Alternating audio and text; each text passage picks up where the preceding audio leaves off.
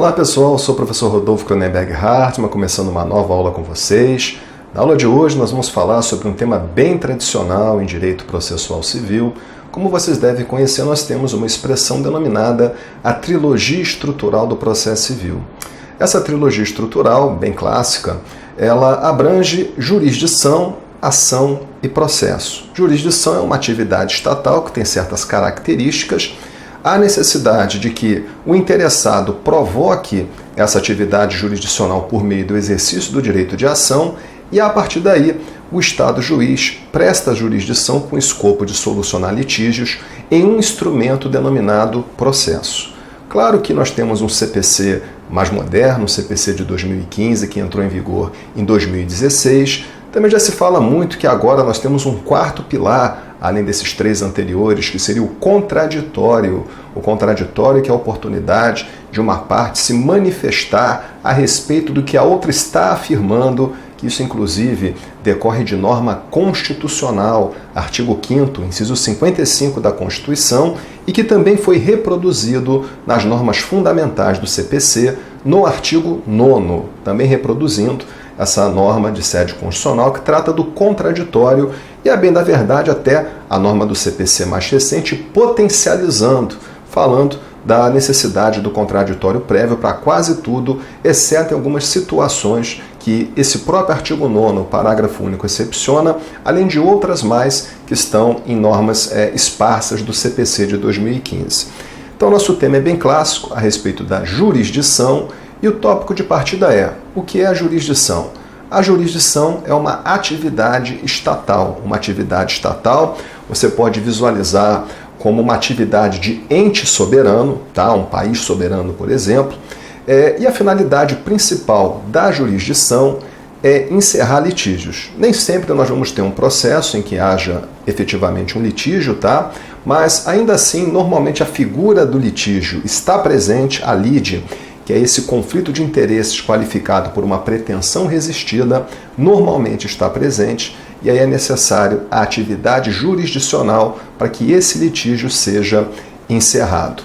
Vale dizer, é vedado ao particular fazer justiça de mão própria, tá? Passando por cima das leis, passando por cima da autoridade pública.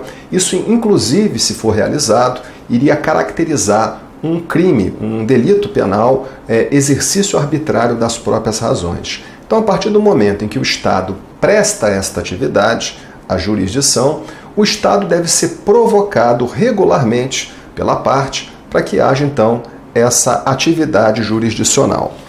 Nós temos menção à atividade jurisdicional entre as normas fundamentais do CPC e também, logo na sequência, bem no início, nós temos um livro 2 trabalhando a chamada função jurisdicional. E o primeiro título, justamente no artigo 16 do CPC, ele começa a trabalhar a jurisdição. Mas um pouco antes, vamos voltar no que diz respeito às normas fundamentais. Vejam vocês, o artigo 3º, ele estabelece: não se excluirá da apreciação jurisdicional ameaça ou lesão a direito. Então nós estamos muito habituados a enfrentarmos no dia a dia no judiciário casos em que já houve um ilícito e o ilícito gerou um dano. Muitos processos, o autor ele busca obter um ressarcimento do dano sofrido. Mas esse artigo 3º, caput do CPC de 2015, consagra o que vocês conhecem na Constituição como o princípio da inafastabilidade ou princípio do livre acesso ao judiciário. E, inclusive, reproduzindo a norma constitucional, dizendo que não se excluirá da apreciação jurisdicional ameaça ou lesão a direito. O Código, reproduzindo a Constituição, prevê: nem sempre nós temos que ir no judiciário após o ilícito, após a ocorrência do dano. Também podemos vir no judiciário para ameaça de direito, para evitar a ocorrência do ilícito. Então isso realmente pode acontecer. Esse mesmo artigo 3º, ele também prevê o seguinte: parágrafo 1º, artigo 3º, é permitida a arbitragem na forma da lei. Aí vem o parágrafo 2º, o Estado promoverá sempre que possível a solução consensual dos conflitos. E o parágrafo 3º, a conciliação, a mediação e outros métodos de solução consensual de conflitos deverão ser estimulados pelos juízes, advogados, promotores, entre outros sujeitos e operadores do direito. O que nós temos de relevante aqui? O artigo fala em jurisdição, mas também fala em arbitragem, fala em conciliação, fala em mediação. Aqui algumas ressalvas devem ser feitas preliminarmente para que nós possamos enfrentar esses institutos. A jurisdição já foi conceituada, é uma atividade estatal que tem escopo primordial de solucionar litígios, essa é a finalidade da jurisdição, mas ela tem algumas características. Então, uma primeira característica da jurisdição é a inércia. O juiz não presta jurisdição de ofício. Há necessidade da parte provocar o Estado juiz, e aí sim, ele, juiz, uma vez provocado, pode prestar jurisdição. A forma de provocar o Estado é pelo exercício do direito de ação. E esse exercício do direito de ação muitas vezes ocorre por meio da chamada petição inicial. A petição inicial que inaugura o processo, que corporifica o exercício do direito de ação, porque até então a atividade jurisdicional é uma atividade que tem como característica, em regra, a chamada inércia. Isso é tão interessante que, uma vez havendo a provocação ao Estado juiz, o Estado juiz presta jurisdição exatamente nos limites da provocação. Se você, por exemplo, pedir ressarcimento de dano material de R$50 mil, o juiz, no máximo, vai te dar ressarcimento de R$50 mil. Ele não poderia te dar 50 mil de ressarcimento de danos materiais e uma rescisão de contrato se você nem requereu isso, porque a rescisão de contrato caracterizaria uma atuação jurisdicional de ofício, o que seria vedado. Então, em regra, nós temos que ter a parte provocando o Estado juiz e o juiz decidindo nos limites da provocação. Inclusive, há um nome para isso, é o chamado princípio da congruência. Princípio da congruência ou correlação ou adstrição que o juiz decide nos limites da provocação, tá? Então fica isso para vocês. Claro que a inércia não é absoluta. Nós temos casos no CPC que o juiz pode prestar jurisdição de ofício. Exemplo, um procedimento especial de jurisdição contenciosa chamado restauração de autos, artigo 712 do CPC de 2015. Isso é jurisdição de ofício. Também temos casos em que o princípio da congruência é mitigado. O autor, por exemplo, ele requer X e o juiz, na hora da sentença, dá Y. Isso acontece, por exemplo, em outro procedimento especial de jurisdição contenciosa, denominado ações possessórias, porque podemos ter diversas moléstias sofridas na posse de alguém. Ele pode, por exemplo, ter uma ameaça à posse, ele pode ter uma limitação parcial da posse, que nós chamamos de turbação, ele pode ter a perda total da posse, que é um esbulho, e para cada situação existe uma demanda possessória mais adequada. No caso de esbulho, teríamos a reintegração de posse. No caso de, por exemplo, turbação, nós temos a ação de manutenção na posse.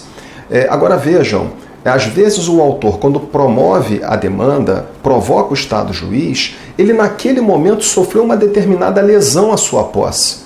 Só que com o passar do tempo, o que, por exemplo, era uma ameaça, virou um esbulho. O que era turbação virou esbulho. Então é justamente por isso que o nosso CPC reconhece a fungibilidade entre as demandas possessórias, que o juiz, no momento de dar sentença, ele vai dar a proteção possessória mais adequada àquele determinado momento, ainda que não tenha sido aquela requerida pelo demandante. Então, esse princípio da fungibilidade, nesse caso, acaba mitigando os rigores do princípio da congruência, que apregoa que o juiz deve julgar nos limites da provocação. Então a jurisdição tem como característica 1, a inércia, em regra ela está presente. Uma outra característica é a definitividade. A definitividade significa que, dependendo da situação concreta, o juiz, quando vai aplicar a lei, quando vai decidir, nós tivemos contraditório prévio, nós tivemos oportunidade de produção de prova por todos os sujeitos do processo que estejam envolvidos, que quando ele, juiz, vai proferir a sentença de mérito, ele tem certeza que o autor está certo ou errado. Então nós chamamos isso de cognição exauriente, uma cognição profunda. Pelas provas produzidas, ele, juiz, já tem a convicção se o autor está certo ou errado. Quando ele profere uma sentença de mérito, A sentença de mérito tem as suas hipóteses no artigo 487 do CPC. E se não houver recurso, essa decisão faz coisa julgada formal e material. A coisa julgada significa que aquela decisão agora é definitiva. Definitiva. Então está aí outra característica da jurisdição, a chamada definitividade. Mas já adianto vocês que nem todo processo vai ter decisão ou atos praticados pelo juiz que vão aspirar esta imutabilidade. Isso nós falaremos em momento próprio. Imaginem, por exemplo, uma tutela provisória de urgência antecipada requerida em caráter antecedente. É prevista entre o artigo 303 e 304. A parte autora traz a petição inicial, às vezes simplificada, pede uma tutela antecipada, o juiz defere, o réu é citado e o réu não usa o recurso de agravo de instrumento. Resultado, o processo vai ser extinto e aquela decisão liminar ela vai ficar estável. É um fenômeno processual diferente. Não estamos tratando aqui de definitividade, não teve aprofundamento de cognição, enfim, é só para dar um exemplo que, às vezes, mesmo havendo atividade jurisdicional, nós não teremos a formação de coisa julgada, tá bom?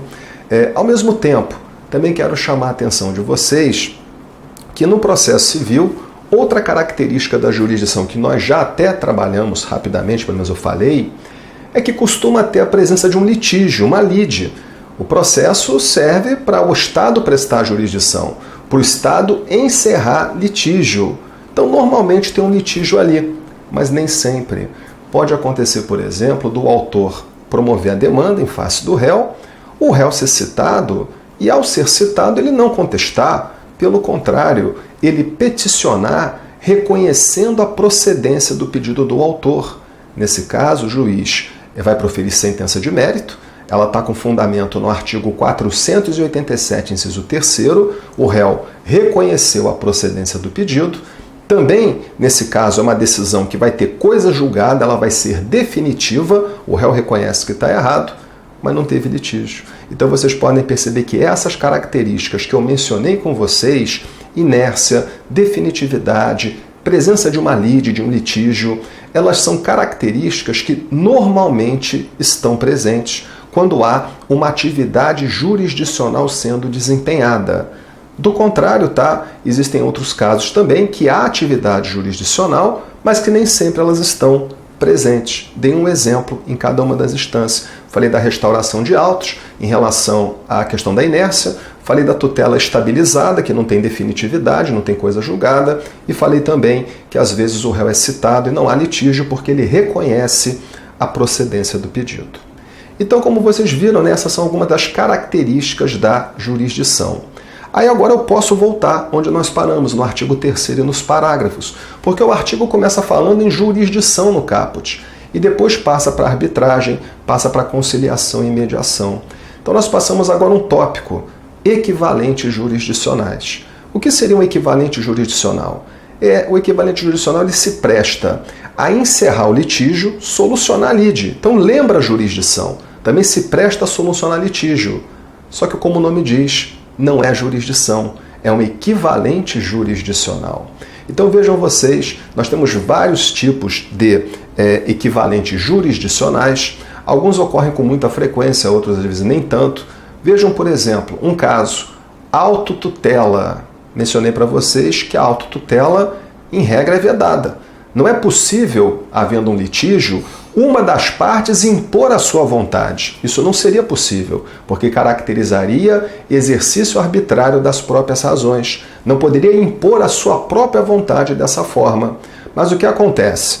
Chama a atenção de vocês que, às vezes, pode ser que isso ocorra e ninguém comunique a polícia, não comunique a advogados. No final das contas, resolveu o litígio sem ninguém saber, sem ninguém apurar. Então a autotutela é uma forma, um equivalente jurisdicional, por vezes é até admitida no ordenamento jurídico. O caso mais lembrado no cível é o chamado desforço possessório. Se você tem a posse de um bem e se você sofre uma turbação ou está sofrendo um esbulho, o nosso Código Civil lhe autoriza que você possa moderadamente repelir, esse ataque à sua posse. É um exemplo de autotutela permitido pela legislação civilista.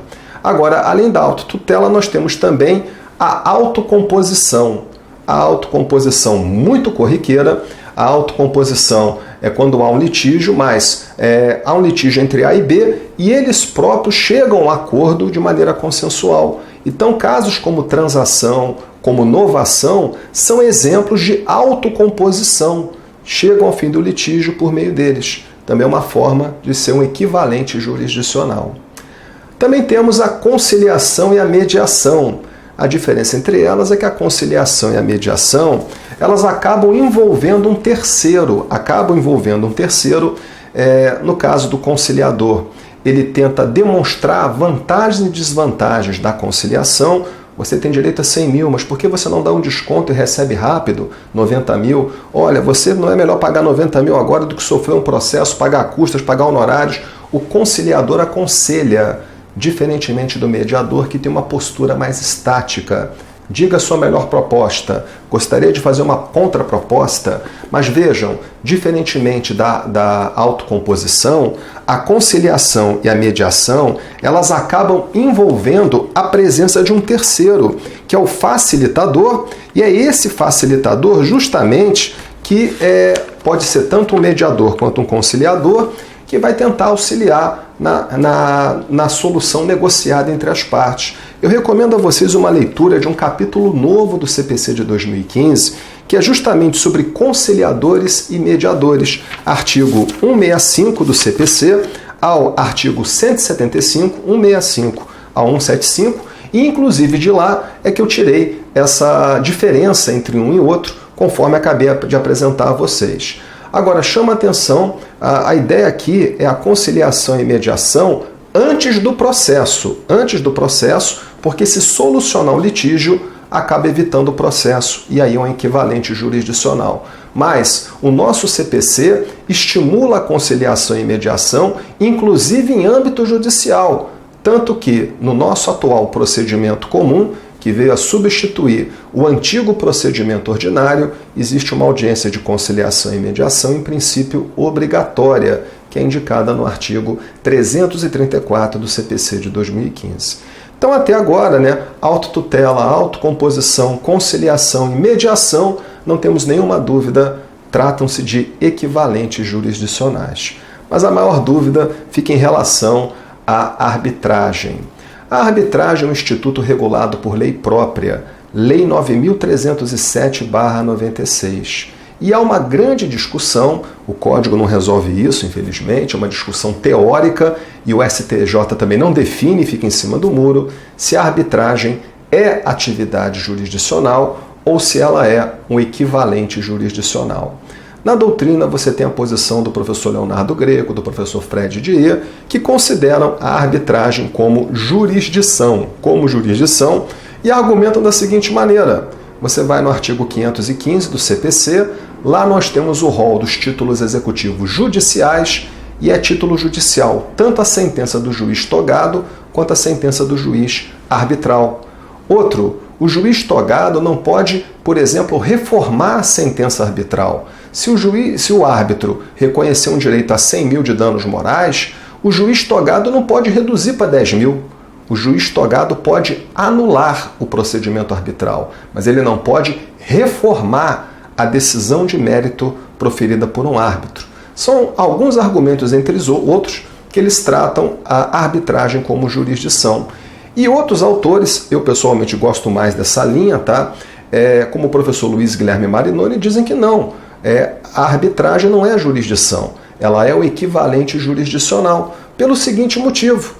O jurisdição é o juiz dizer o direito aplicável ao caso concreto e também envolve a prática de atos executivos, como penhora, expropriação. O árbitro pode dizer o direito, mas o árbitro não pode, por exemplo, fazer uma penhora online, um bloqueio de conta. Ele tem que pedir ao juiz togado por meio de carta arbitral. Então esse é um argumento de que você não pode ter algo parecido com a jurisdição, tipo meia jurisdição. Ou é jurisdição ou não é. Se você, árbitro, não tem os mesmos poderes que um juiz, isso não é jurisdição, é equivalente jurisdicional. Mas, infelizmente, nós não temos nada definido na jurisprudência ou na legislação, só fecho com vocês afirmando que o STJ tem alguns julgados dizendo que a arbitragem é jurisdição não estatal. Um termo que eu acho péssimo, porque desde a abordagem inicial com vocês nesse bloco, jurisdição é atividade estatal. Se o STJ afirma em alguns julgados que a arbitragem é jurisdição não estatal, tem um problema aqui.